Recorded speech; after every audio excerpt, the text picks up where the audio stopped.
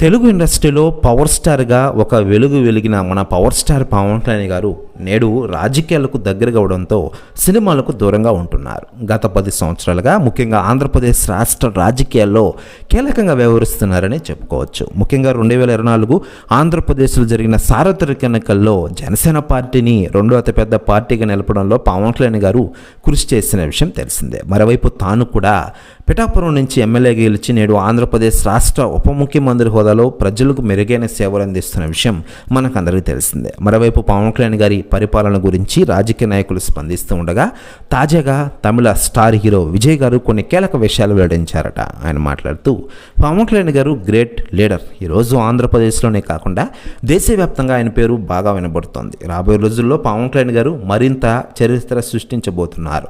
2029 ఎన్నికల్లో ఖచ్చితంగా పవన్ కళ్యాణ్ గారు సీఎం అవుతారంటూ కొన్ని కీలక విషయాలు వెల్లడించారట విజయ్ గారు. ప్రశ్న వ్యాఖ్యలు వైరల్ అవుతున్నాయి టోటల్ ఆంధ్రప్రదేశ్ రాష్ట్ర రాజకీయాల్లో.